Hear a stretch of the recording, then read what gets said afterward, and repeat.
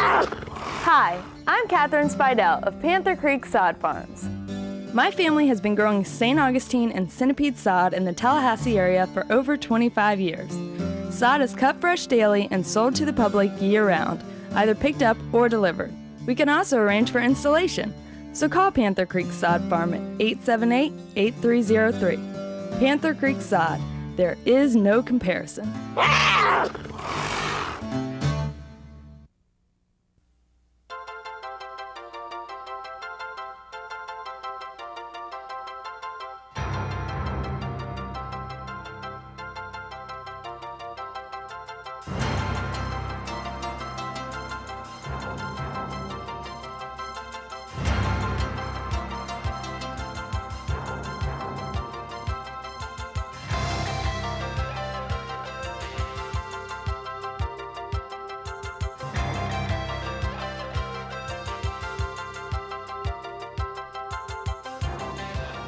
For the next few minutes, the Escudo crew will take you on an invigorating video voyage.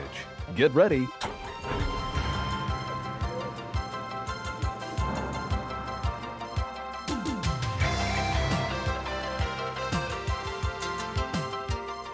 Get set.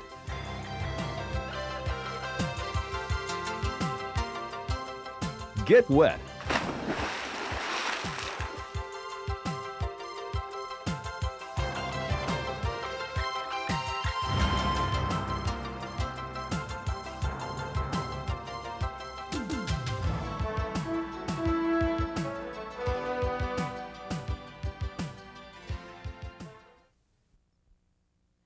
Welcome aboard the Escudo. Check your gear and get ready for the exciting challenges of spearfishing. Divers who venture into the frontiers of the sea find a new dimension of adventure in spearfishing. It's a thrilling sport, providing unparalleled involvement with the wonders of the sea. But before you take the plunge, it's important to recognize some basic spearfishing responsibilities, such as spearfishing precautions, and knowledge of and compliance with federal, state, and local laws. We've consulted with experts and spearfishing enthusiasts to provide the best hands-on guide that you'll use over and over again. As conservationists and environmentalists, divers who spearfish follow all the rules. Shooting undersized fish and protected species of fish are off limits. Bag limits are honored, and wounded fish are never left on the bottom. Following these rules and being properly prepared will enhance enjoyment of spearfishing and contribute to its positive image. This instructional video will help prepare you for the challenges and rewards of spearfishing. The 4 areas we'll focus on are: who should try spearfishing, diving safety, spearfishing equipment, and hunting techniques. Who should try spearfishing? Only experienced divers who are comfortable underwater should attempt this sport, which requires the good physical condition of its participants. In some areas, only advanced certified divers are permitted aboard dive boats. Novice divers might want to go along as observers before they take part in a hunt. Spearfishing presents some situations that are unique to the sport. As in all diving activities, the first and most important lesson is safety. Always follow the safety procedures outlined in your basic course. Be able to recognize symptoms of diving accidents. Get prompt medical attention when a dive accident is suspected, even if first aid relieves the symptoms. A complete onboard first aid kit and oxygen tank should be standard at all times. Dive with safety-conscious buddies.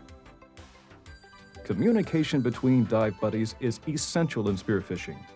The key is to be able to understand and to be understood on the surface or deep below it.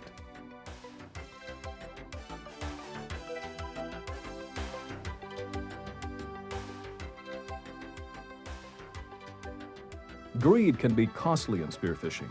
Never sacrifice safety rules for just one more catch. Buying seafood is a lot cheaper than buying time in a hyperbaric chamber. by following the basic rules, staying alert, and diving only with safety-conscious buddies, you can enjoy many years of spearfishing pleasure. We'll talk more on safety after some background on spearfishing equipment. The equipment you'll have to choose from may vary greatly in your area.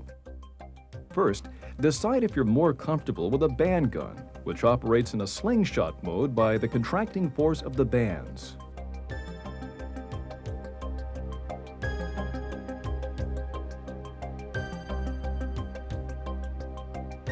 Or a pneumatic gun, which operates with compressed air.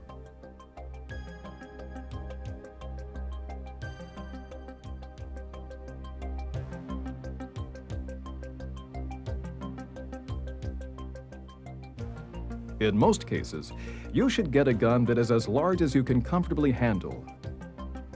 Remember, the larger the shaft, the better the penetration. Longer guns and shafts are preferred in open water. Shorter ones are best for reefs and wrecks. The same holds true for the size of your fins. Some divers prefer to free shaft and may carry one as shown here. In this case, the diver has added a quick connect, which allows attachment to a line or cable. There are some advantages and disadvantages to free shafting. Some of the obvious advantages to free shafting are: you have less limitation on distance and more accuracy with your target. Also, you don't have to deal with tangled lines. The disadvantages involved are: shafts can be lost. The shaft could pass completely through the fish, or the shaft may only injure the fish, enabling it to swim away with your shaft. The greatest concern is the increased danger of shooting another diver. Guns may be modified to allow the shaft to be popped in from the top by cutting a small groove through here. This can save valuable reloading time. Line guns provide a choice between two basic attachments. Both the nylon line and steel cable have benefits and drawbacks. The line gun has a tendency to tangle up in time-consuming knots. Changing to one wrap of line on your gun will tangle less, but will limit your range. However, if you get in a jam, the line can be cut very easily. A cable, on the other hand, prevents tangles, but creates more resistance through the water. If cable is chosen, one section of nylon line should still be used to allow for cutting in case of an emergency. Cable suffers metal fatigue when crimped and may easily snap when put under pressure. Other vital equipment includes a pair of heavy-duty gloves, steel stringers, goodie bags, lights, knives, and markers. We'll talk more about these items later on, and you'll see them used throughout the video.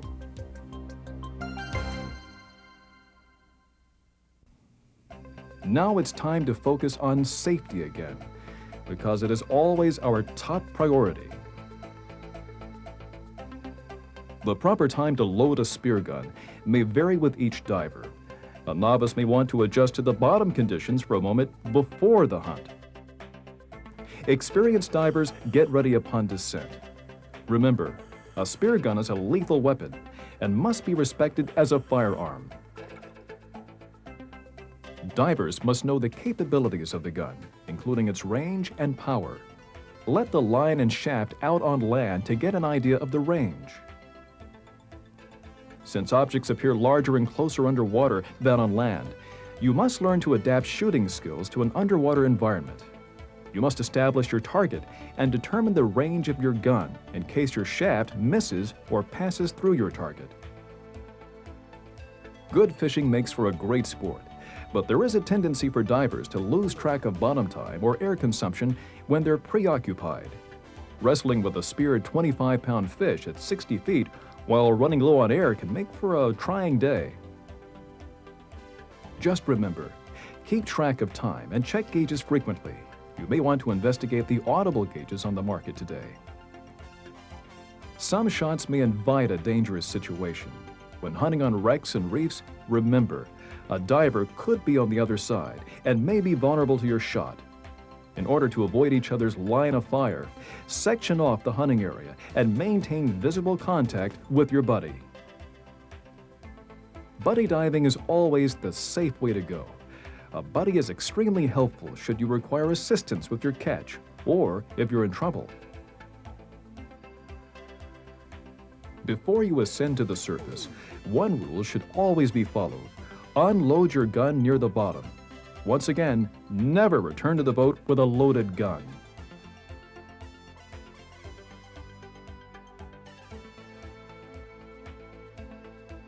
With the knowledge of how to safely handle equipment, our focus shifts to using the equipment in hunting situations and handling your catch.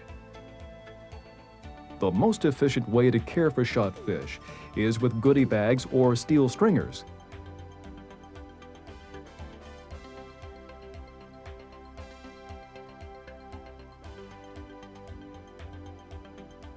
Goodie bags offer an ideal method for carrying lobsters and other treasures.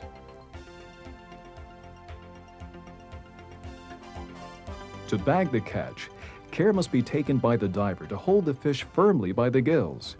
Place the fish head first into the bag, and then extract your hand and quickly close the bag without the fish getting out. Fish placed in bags have reduced movement. When shooting very large fish, the goodie bag size limitations are obvious. An alternative method is the steel stringer. Shot fish must be held firmly by the gills. The stringer is run through the eyes before the shaft is removed. The stringer is then easily carried or clipped to the weight belt.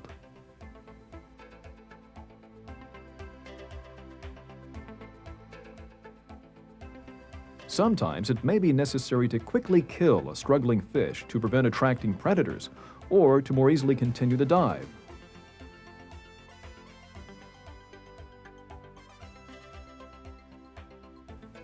Markers should be taken down with every diver on every dive.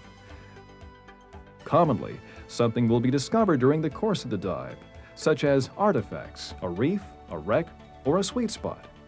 A marker will allow you to return to the precise area. Markers are also valuable when you have shot more fish than you can comfortably carry. Rather than immediately return to the boat, place your stringer of fish on a marker. Using this method, you can easily continue your hunt and retrieve your catch once you're back in the boat. Markers are also useful, especially if predators are in the area. When letting the marker line out, make sure there are no tangles so the marker will reach the surface. Also, avoid putting the bottom weight between rocks or you will not be able to retrieve the marker from the boat. Hunting strategies depend on the type of fish you are after. The variety of fish discussed here are some of the Escudo crew's favorites found in southern waters.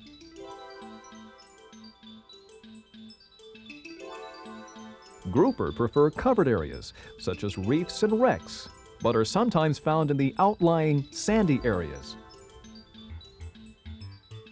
The cobia prefer structures, such as towers, wrecks, or buoys. These fish resemble sharks and are sometimes found in their company. The snapper seems to prefer wrecks more than other habitats, but can also be found on reefs. Amberjack are commonly found in large schools and prefer major structures, man-made or natural. Flounder, the master of camouflage, can be found hiding in the bottom, working its way partially into the sand or any other flat terrain. Hogfish are frequently found on reefs due to their unique diet. These fish cannot be caught on hook and line. Grouper and snapper will flee from divers who approach too rapidly. On the other hand, amberjack